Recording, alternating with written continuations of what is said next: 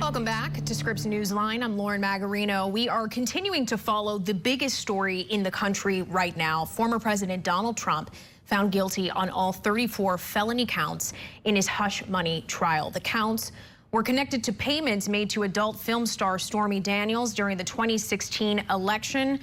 And Trump maintains his innocence, and he is now set to be sentenced on July 11th. Important note here, that is just days before the Republican National Convention.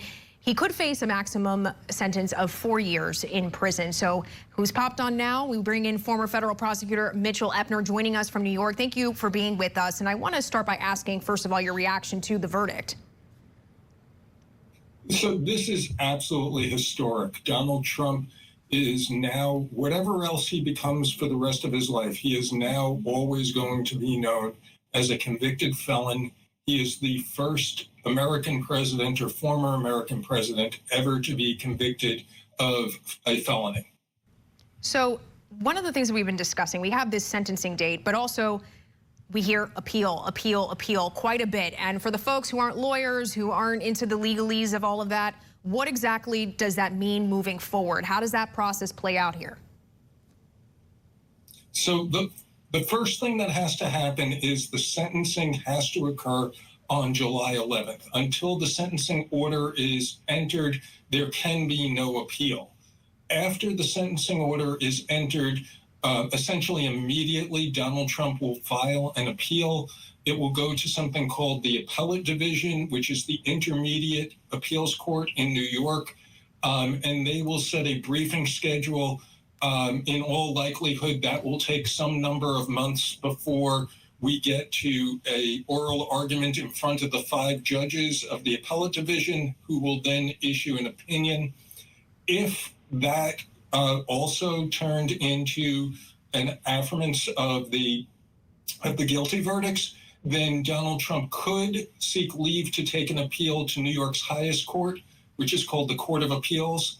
The New York Court of Appeals would not have to, but could decide to hear that case. And if Donald Trump didn't get satisfaction from the New York Court of Appeals, his final stop would be to ask the United States Supreme Court to hear the case. So there's a lot of process still left to go. Okay. And Mitchell, you know, I remember when the conversation around this trial in particular in this case was that, oh, this is the softball trial almost, if you will, if I could use that phrase. This is not something that is going to be, you know, the big ones, because there are other cases that are pending against the former president. At this point in time, how does this decision affect maybe the other cases that he's facing? You know, 2 federal courts, South Florida, Washington, D.C., and even the state court here in Atlanta. So that's a great question. And the short answer is that those other 3 cases have all been essentially stopped in their tracks.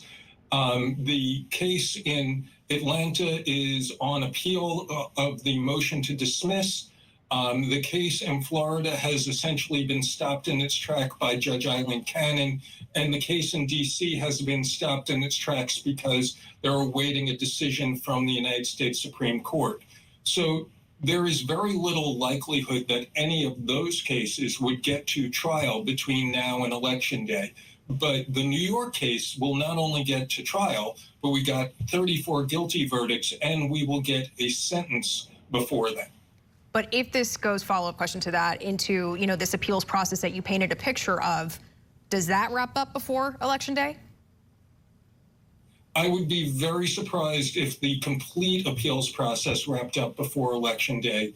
If the appeals court moved very quickly, the first level appeal could be wrapped up by Election Day. That would be moving very fast. But I can't imagine the second level of trying to take it to the New York Court of Appeals could be done by Election Day. All right, Mitchell Epner, thank you so much for your time and your insight. Appreciate it. Thank you for having me.